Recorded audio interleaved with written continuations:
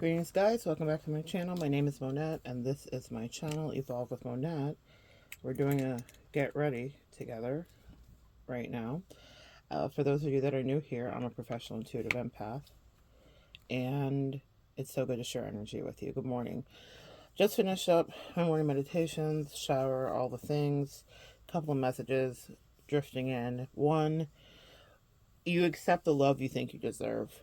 You know, I have noticed that with every person I work with myself. When wonderful things are presented or when crappy things have been presented, what did I think I deserve? Empath, that's something you need to be aware of. A lot of you guys are in hermit seasons and are coming out of that. And so love will come to you, but you accept the love that you think you deserve. So if you don't think you deserve it, you'll sabotage yourself out of it. And you will think you would not, but you will. You will. In any case, that's something to be very aware of. So maybe search yourself today and ask, what do you deserve? What do you think you're worth? What do you deserve? Because that's what you will accept. And that means, tough lesson to hear, but it means that you have pushed away people before or drawn people closer to you that may have not been amazing for you, or pushed people away that maybe could have been amazing for you, depending on where your self-esteem is. Sometimes things come in and they can seem like they're too good to be true, and sometimes those things can be. You have to use your discernment, and sometimes they're actually exactly the gift meant for you. The other message that is coming through, and I'll expound on that a little bit more, is the empath curse. What is that? Seems like we have a few, right? Well, we do. But this is the one that for the empaths, because we're here for love, we love love in all ways. And we really just want to be able to have that being reciprocally given and taken in a situation. But I don't know if you guys have noticed, and I hear so many of my practitioner friends and clients and people, just people in general, that talk about this phenomenon where they, pardon me guys, they love someone and stay connected with someone and invest into someone. And by them shining their empath light onto them and their energy, it makes whoever is around them, the lover, the recipient of the love, whoever that is, feel really empowered.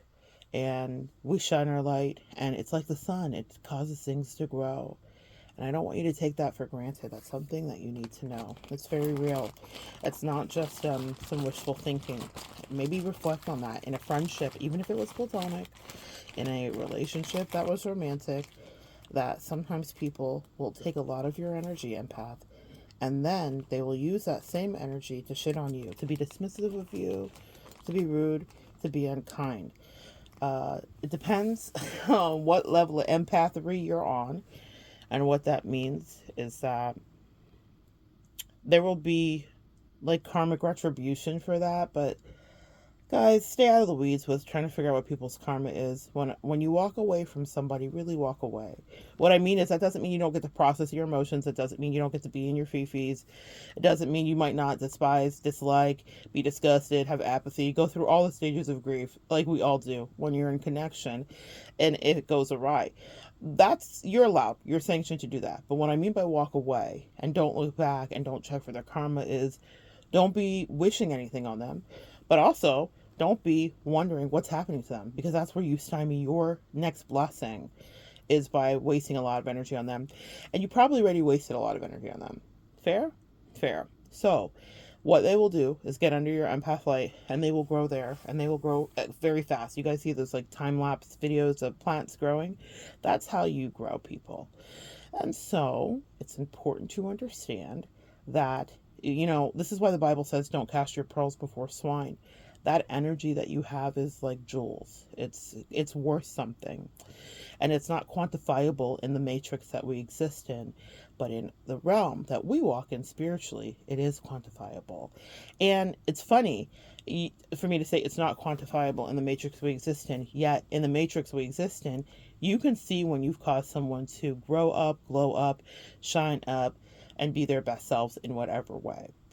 And you've pushed them to that. They're siphoning and taking and taking and taking and taking. And it reminds me very much of Interview with the Vampire, where vampires, will start sucking your neck, and then it's so delicious, they just can't stop until you're fully drained. And you're like, you can have a little bit. Sometimes, I don't know why people think you can be friends with vampires. You really can't. You could just have a little bit and think that they're going to stop. They're not. It's like giving a baby that first hit of sugar. You see how they fight for that ice cream cone back or that whatever? Or it's like giving an animal something delicious and it's like, let me get at it. We are that thing that's delicious. I say that and that sounds crazy to some people, but if you've ever had the experience, you know. And you have probably caused someone to grow and to glow. And then they treated you terribly. And it's such a curse. This is the curse of it. And so I'm like, okay, angels, I'm going to tell them about the curse and then that's it. Have a great day. You're cursed. The curse is this, which is that you love someone. And because you love them, you pour into them because you want them to feel good, feel loved, and all the things like you. And then what happens is they mistreat you because funsies. And you're like, whoa, what am I supposed to do? Never love anybody? No. But you do have to wait for someone who is grounded in their own self, who knows who they are, who is emotionally healthy and mature, because our love is like the ring, y'all, and it makes people act the fuck up. They act up. And I asked my angels about this. I said, what am I supposed to tell the collective? Don't love anybody? Like, you're never supposed to love anybody? And they said, no. You're supposed to be careful with whom you're sharing that loving energy with, because not everybody appreciates it. Some people see you exactly as what you are, which is a gift, and they want to steal from you. Robbers know where the loot's at. So energy vampires do too, and they know that you're a fantastic resource, and if you allow it, it'll happen to you. In my life, the way that this has shown up is in various relationships with different types of connections. Women of varying sexualities, and the reason I mention that, you will figure out, excuse me, what it is for you. But in my case, this has always been my challenge, which is that straight women would want me to love them and be their friend and whatever the case may be. But the way that I love people, and this is something I had to learn about me, here's where I take responsibility, is I was putting too much chip on my dip. Everyone can't be treated like a girlfriend if they're not my bitch, if that makes sense. Bitch is colloquial, okay? Meaning, if I don't love you and I'm not in love with you, I realized that I was doing the most for the people that I loved. And that was like straight girl, what's the word? Like catnip. Like, what girl, what did Rihanna say? Made me feel like I'm the only girl in the world. Well, in my configuration where I learned this lesson is that I would be a real blessing to people around me. And it wasn't that I was putting chip on my dip, like, I'm going to love you, you're my girlfriend, whatever. That wasn't it. There were clear boundaries. But the way that I made them feel is how they felt. And so they would want that energy and want that energy and want that energy. And then I'd really have a girlfriend or I'd really pivot or something would happen and they'd be like, whoa, what's going on? This isn't fair. And then they would begin the mistreatment and the bad behavior. Take it from there. Does that make sense? Maybe figure out what it is for you. But I noticed that extreme kind of siphoning of energy, and I was like, oh, this is interesting. And maybe there's some message here too for any guy that might be listening and that's an empath. Be careful how much energy you're giving women, because in that position I was in masculine energy. It doesn't matter if I was dating a femme or both femmes, whatever the case may be. I'm giving it energy that way. And I noticed that a lot of you male empaths kind of get played that way too, by loving up on these women that are maybe your real platonic friends, and maybe you're yeah, something just involuntarily moved in my room. I'm across the room from it. Yeah, that's a message for you guys. You guys maybe are over giving in the way that you are loving someone. And let's forget it. Let's say you're not a male, you're just a woman here. Maybe you've loved someone who was a friend and you guys were truly in the friend zone and wanted that, but they loved your energy and attention and wanted to take more and more from you. Maybe you never had any intentions of fully realizing the relationship. Maybe some of you guys got your feelings hurt behind it. Examine. There's a reason that this message is coming up. How did this affect you? And so when I noticed that, I was like, oh, this is how come it's hard for me to have any love in my life, because the girls that are my friends, that are truly my friend girls, I treated them almost too right. And that was my gift and the curse. Then bad behavior ensues. That's one scenario. The other scenarios where you're loving someone and loving someone and loving someone, and they are glowing and growing and growing, and then they want to be rude, dismissive, or discard you.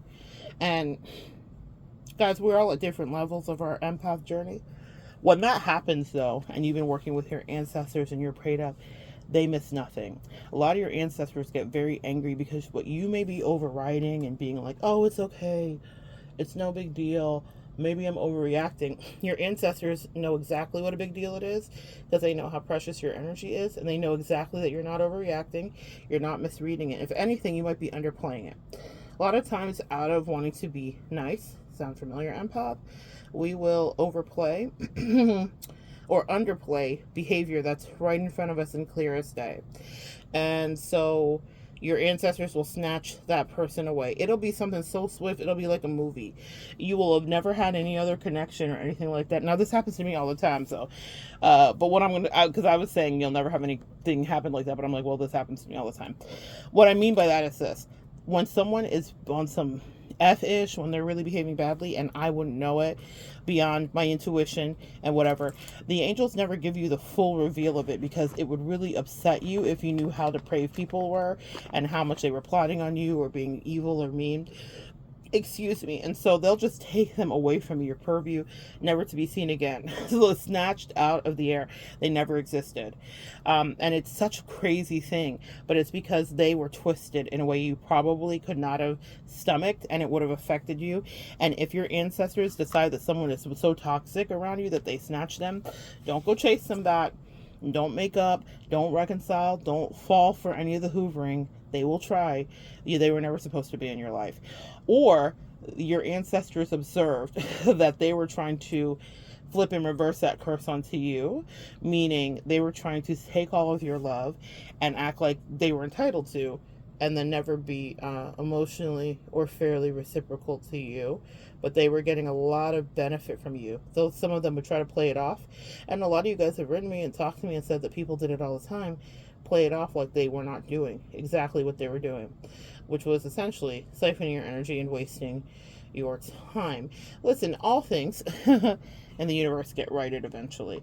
So even if it's something you didn't initially catch or see, your ancestors did.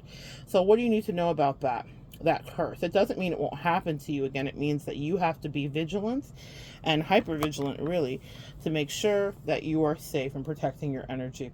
If someone is glowing up off of you and then they're just not meeting up to the terms and conditions of whatever the reciprocity is that you guys decided, then get out of there. That's someone who is not going to play fair.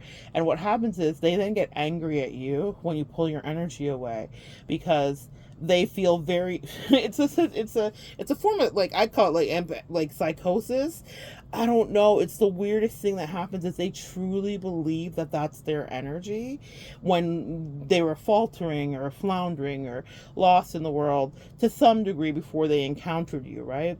And you were there to up level them or to tell them a certain truth or to help them grow, just like they were there to help you grow too.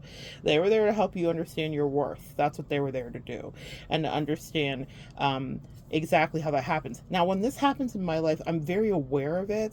I watch it. I'll know who is susceptible to that.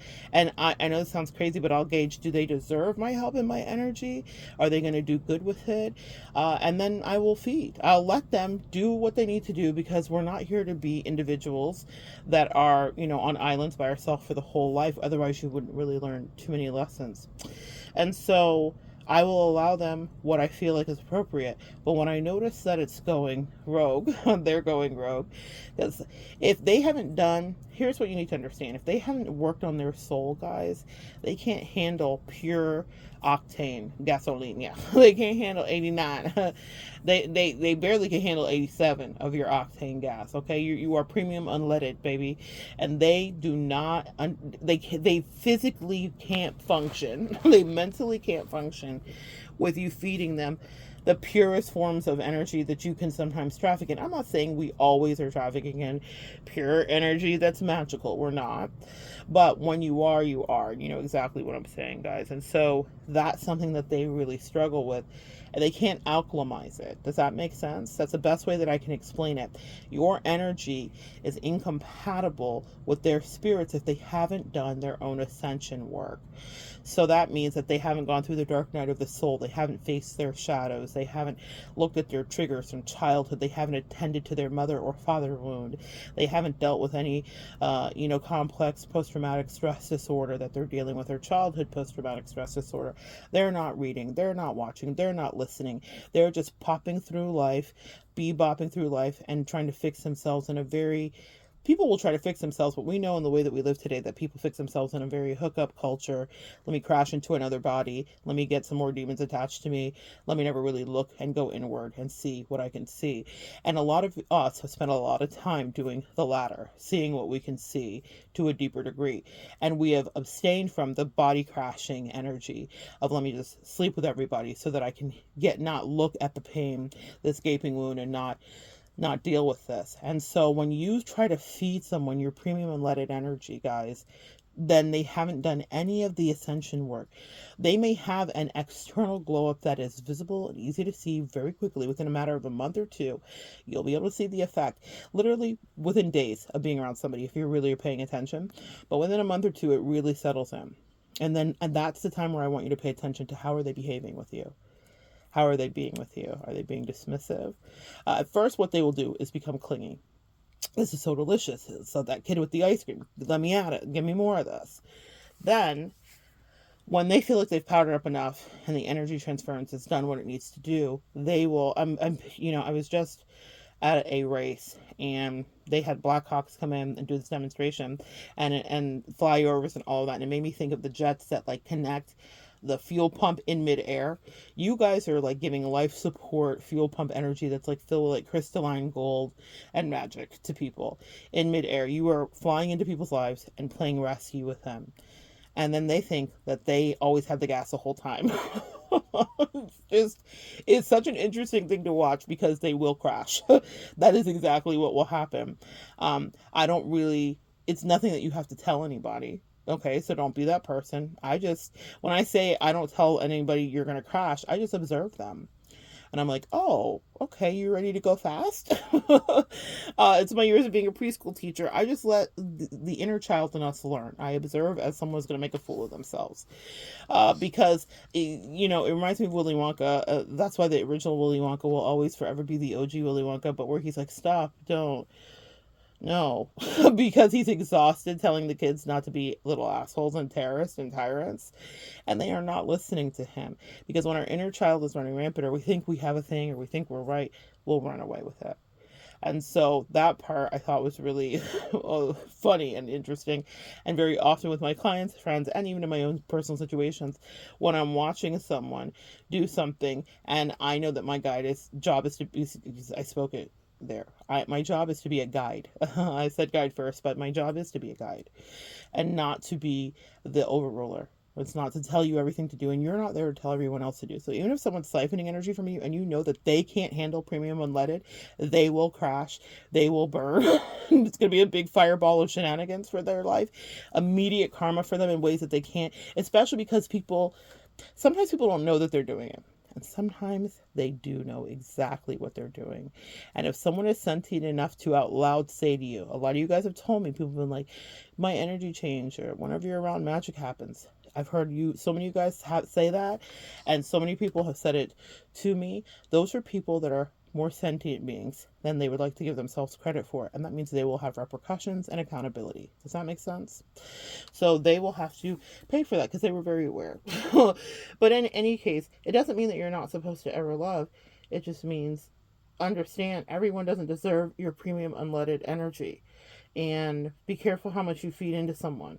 Yes, some of you guys get tricked, bamboozled. Certainly, I have been there too, so I can relate and understand that when that's a thing that happens to you. But if it's something where you weren't tricked and maybe you did get some warnings of like, pull back, this person doesn't deserve this, or they don't appreciate it. Also, again, back to the beginning of the message, we accept the love we think we deserve. People may think they want your premium unleaded gas, but then they start to judge you and to question your worth. And I don't think that there's any more of a disgusting situation for an empath to be in than to have someone whose life is basura in whatever way, or is not. When I mean basura, here's what I mean by this. They have, up until encountering you, been living a very certain way, and then you change the way that that is, or whatever that is for them. You love them, you're kind to them, you took in them and their kids, you, so many beautiful stories from you guys. When that happens and then someone starts to behave that way, that's because that's how they feel about themselves. And that's something that you really need to understand. People will project their self-loathing onto you, and they'll be like, how dare you just be over here living with premium unleaded gas all the time? Everyone doesn't just have premium unleaded gas. Must be nice. So like, for you, people are haters, man. So you think you're helping someone, like, hey, come over here, I got premium unleaded gas, it's flowing so freely, would you like to plug in? I can fix your life, and whatever. Or the energy can fix your life. Maybe you can't fix your life, maybe you're not you're not supposed to fix your life, but your energy and your help, your attention and your love can in fact fix their life. And you become their cheerleader. To flip flop back, when I was talking about the dynamic with men, women, straight girls, gay girls, all that stuff, that is something, the fix your life part is what came up to me. uh Cheerleading, be careful about being someone's cheerleader if they really don't want to learn the cheer, be part of the cheer team. They don't want to do the activity on the field day that day, they don't want to play flag football with the universe. Stop cheerleading people like that, okay? Because people will love that energy. And I was thinking of siphoning here, in my straight girl dynamic, where, because of who I was, even if I didn't want to sleep with whoever was in front of me that was just my friend, they loved my attention. And my attention is a certain kind of thing, it's a way that I am. And that makes women, specifically in my case, so figure out what it is for you, feel very validated and very seen. And it's, ideal. Like, it's so funny. I was watching, where was I was in England several months ago, and I was watching Kinky Boots. I thought, how appropriate to watch Kinky Boots in England for the first time. This movie's been around forever, but it's about how a drag queen runs into an unlikely friend, a shoemaker, a shoe cobbler, and they design boots for drag queens, essentially, that can withstand the weight, that are sexy, and the whole thing. And it's about interracial energy. This black guy comes in, he's the drag queen, and this white guy. It's about class systems, and it's about acceptance. It's about everything. It's a fantastic movie. But I was watching Kinky Boots, and I was there's a conversation that's going on, because this guy comes into this like very like masculine factory, and he's a drag queen. Sometimes he's dressed as a woman, sometimes he's dressed as a man when he comes in, as he's fighting with acceptance from them and the rest of it. And it's all very odd. It's set back in the 70s, I think, or the early 80s. And this is a real like true story too. This really happened in real life, so forgive me if I'm not doing justice to it.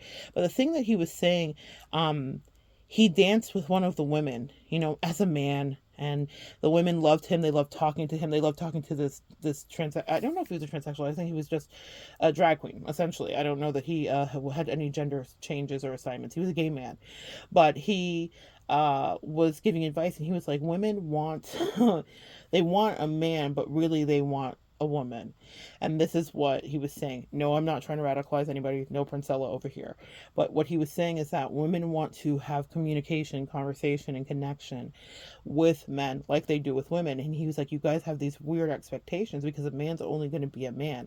And he was teaching some of the more hard men in the factory how to communicate and be more emotionally available to their wives, because he was like, this is what's going to make her love you. Like, he was teaching these straight guys how to love their women, essentially. And he was saying the reason that women react to me, because one of the guys, I think, says something about it, is because I am compassionate and gentle and tender, but also I'm strong. Meaning he was very comfortable in his masculinity. He was very comfortable with his femininity. And so he was a great companion and friend for these women in the factory. And even though he wasn't wanting to bed them, he had that energy that just poured out of him. Guys, The reason that I say all that is because then maybe someone needs to understand the balance of bringing in your masculine and feminine. But a lot of us have done that as empaths, and that's also why our energy is very delicious. Specifically in my case with that situation, uh, uh, the cheerleading of straight girls. My angels are like, stop it. Stop it. Take some dip off your chip and stop giving so much energy to these bitches that really want attention, like they wish that their dude would give them, or wish that even if they are gay, their person would give them, whatever the case may be. Your energy is this precious resource, guys, and not everybody deserves it. And not everybody deserves to have full access to you all the time just because they want to, especially if they're wasteful and immature. Like they'll never appreciate it. They'll never get it. We accept the love we think we deserve. I once dated someone and I said something very peculiar to her that I had never said to anybody. Right at the beginning, when all of the clarity was established and all of the attraction was spoken of and everything was made clear, I said, you'll decide whether this is a relationship that you want to be in by the way that you behave. You'll decide if you want to sabotage this or not. I said, I'm going to treat you well. And I'm going to treat you as well as I would treat anybody that I care about. And you'll decide if that works or fits for you. And that person did decide exactly what they wanted to do. Because we accept the love we think we deserve. If someone's offering you pure energy and pure love, no matter what form it's in, if you don't think you'll deserve it, you'll sabotage it. And even when I said that, I knew that that was like, I call it the angel share, because it wasn't something that was coming from me, it was coming through me. I never said anything like that to anybody that I dated. It even felt to me like, damn, who the fuck? Who are you? Why would you say that? Like, but my angels mandated it. And for the way that that situation played out, the way that my angels hit shit out of the park, they're so good. All like high honor and praises for our spirit team that's always on the lookout. They channeled through me in that moment, which should have been like a romantic and sweet moment, because, you know, it was the moment of like, yeah, I do like you. You like me too. We like each other. Yay. All that good stuff. But instead of it being that, like my serious side came in, my professorial side came in, my teacher came in, and I was like, listen, this is a test of your emergency empath broadcasting systems. Are you going to act right or not? Do you deserve this in your life? You won't be able to tell me what you think. And that person could have gone home and be like, who the F does she think she is? Well, time told exactly who I didn't just think I was, who I know I am, and who that person was or wasn't too. But is that something that you want to punish someone over, or is it something to observe so it's not you in the future? Meaning, guys, you guys have love coming in. It was so sad for me to watch her, even though it had to do with me. I'm able to divorce myself sometimes from my experiences, and I hover above them and I observe them for the spiritual lesson, because when I can tell that it's going to go rogue or it's going to crash and burn, I'm now extracting the humanity and the lesson out of it. And so that's what I did. I was in it, but also above it. And I remember observing and being like, wow, you don't love yourself. And it's ironic because that was a lot of projection that was going back and forth. I was there to hold space and to be a wall. And I did exactly what when I say be a wall, like sometimes you, as someone, you can bounce some things off of people. And so I was a reflection. We are reflections in our relationships. And there's a reason that I said that to that person. It wasn't about being conceited or condescending or anything like that. It was about understanding. You prayed for a thing. The thing has shown up. It may not show up sometimes, and that's something else to pay attention to, guys. That's something I've been struggling with recently, is when things show up, what it looked like, what it looked like. So that's our own humanity and superficiality to push through. But sometimes when things show up, it may not seem like what you ordered specifically. But if I was mandated to say that, then that was specifically what the angels told me to do. They said, no, you had a place to be. This was an assignment for you. But it was also an assignment for she. So guys, the reason I say that is this. You will accept only the love that you think you deserve. It doesn't matter how well I could treat or good I could treat someone. If that person doesn't feel like they truly deserve that, then they will sabotage it and then figure out a way to escape and or run. All right. And escape is so interesting of a word because it denotes that you're being held captive, of which none of us do. But my angel said just now, they're channeling this through me, that when you are loving someone that's never been loved properly, it to them can feel like captivity. Maybe that explains a lot of runner chaser stuff. Okay, guys, too. That was just a revelation. It's not something I really thought about before, but it can feel like captivity to them because they're like, Jesus Christ, oh, all this goodness and communication and rules. What is this? Ain't nobody got time for that. We like our toxicity, okay? So a couple of messages here. One, don't put too much shit on your dick for anybody. If you're a straight girl who loves dudes, but you're always like the guy, girl bestie to all the dudes, and they're friend zoning you or whatever the case may be, stop giving so much of your energy, man. You deserve, if you want a relationship, pull back all that love and energy and wait till someone is coming to you and they're being reciprocal, and then you can love them too. I'm not saying to never love anybody, guys. I'm saying we can't love everybody. I'm not saying to not love anybody. I'm saying don't love everybody the way that you do, because not everyone can handle that premium leaded octane. They can't handle that, y'all. And they get loopy and crazy. And then here's the thing that you need to understand that happens in the curse. It's like they truly develop rabies and then they will turn on you and act like it wasn't. They'll try to kill you with your energy, dismiss you with your energy, abuse you with your energy. And I was like, do you know how this is not going to work? Because I know how to work this. It's like knowing how to fly a plane, right? They've been doing simulator hours, is what my angels just said. But you on the tarmac, sis, in real life, okay? They behind the simulator. Nose up, nose up, abort mission. Yeah, but the angel said you actually have put in your, hundreds of flying hours in real life, flying through all these other demons and haters and family members and lessons. So you actually know how to fly the plane. You know what to do with that premium unleaded gas. You know how to hit the throttle and how to move forward and how to go fast and how to slow down and how to land. These people don't know how to, so stop putting that powerful premium unleaded in other people's hand. And listen, let's say you did it, you didn't notice it, it got away from you. This is your first time hearing this lesson. You didn't know what to do or how to, operate, how to move, how to stick and move. That's okay. The angels have got you. Your ancestors and your spirit team have got you. They'll snatch that person out of your life so fast. Girl, they will make it so that you'll be so disgusted with them. It'll be such a turn of events when you realize that they are only there to be like, let me get some more. And that's why don't get flattered when people try to like come back around or try to reach out to you or all that stuff. They don't like you. They miss that energy. If you felt like they didn't like you when they were in your face, trust me, that is accurate.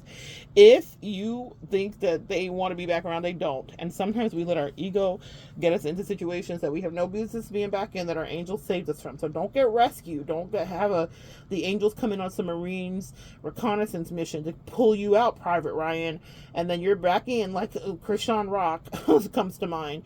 She's gotten so many rescues from the universe to get out of that demon time, crazy, toxic ass relationship she's in. But she's committed because you accept the love you think you deserve. She grew up seeing abuse, and so that's what she thinks is her worth. She thinks that all she should have is abusive situations with someone who doesn't love her. Not only does he love her, he doesn't love him. Anyway, that's a message for somebody. And Krishan, believe it or not, is as adult as she is, has a level of premium energy. She has so much work to do to hone it and to really, she doesn't even know what she has. She doesn't know how special her energy is. That's why she gives it away like that. It's so sad to see. If she would focus all that energy on her and growth and her child and living, Krishan could be whatever grade of celebrity, low or high, she wants to. But she has a lot of shadow work to do and she refuses to. So she's just like, oh, the premium unleaded? She was a star. She was an all-star. She was an athlete. She was a talented girl. Before that, you may not know who Krishan Rock is, and God bless you if you don't, but just think of any punch drunk relationship with someone toxic and abusive that you've ever witnessed, and you now know what you're looking at with Krishan. My point in saying that is she's connected to someone who siphons off of her energy. He is talented at siphoning other people's talent. He's not talented. If you've ever heard this guy rap, he's horrible. He's like probably the worst rapper I've ever heard in my life. But what he's good at is riding waves and clout chasing and siphoning. Clout chasing is synonymous with siphoning, okay? Same. Anyway, guys, be so careful who you hook up with, because it will change the whole trajectory of your life. When you notice that someone can't handle your premium, and let it get away from them. Take flight. Don't be there negotiating with them and being like, oh, well, and do you understand? No. And people think I joke and think I just tell stories for fun. The way that I run, you ever seen a big girl run? The way that I run, energetically speaking, from these demons, once I realize what it is that they're truly seeking and that it's me that's leaking, is so fast. You cannot get caught up in that, guys, because it will cause a lot of jaded energy in you. I'm gonna have to hurry up because I gotta get going to my next appointment and we're off. But listen, it will cause a lot of jaded energy in you, and it'll make it so much harder for when the real love comes in. Now you're going to be questioning, do I deserve this? Okay. And I just don't want you to be in that. You are worth it. You do deserve it. You deserve to be treated well. I'm gonna be ready in 5 minutes. You deserve to be treated well. You deserve to have love. You deserve all of that, guys. Okay. All right. I'm gonna get going, but listen, don't underestimate that curse. Don't underestimate it. And when I say curse, I don't want you to like internalize that. It just means that it's a pattern I've noticed. Okay. But the word is curse. Be careful. You know your worth. And when love comes to you, don't sabotage it. That's why do this shadow work for real. Really look at yourself. Really write in your journal. Really talk about what triggered you. Really talk about what you liked in your last relationship, what you didn't like. Because when someone comes in and they give you full ask, whatever you're asking for, it might knock you over. You might be like, oh shit, this is here? You mean it? And then you might be like other people were to you, where you're picking it apart. And you're like, but what about this? But what about that? Well, is this real? I don't know. Da-da-da-da. And I have been there too, guys. That's what I'm telling you. Same. Because of how we get treated sometimes. When the real thing comes in, we're like, wait, what? So I want you to clean yourself and take some personal inventory to understand where you end and the toxicity of your past began. Okay? Message. All right. I love you guys. Come back and join me next time. Thank you for inviting me in, and we'll continue to evolve together.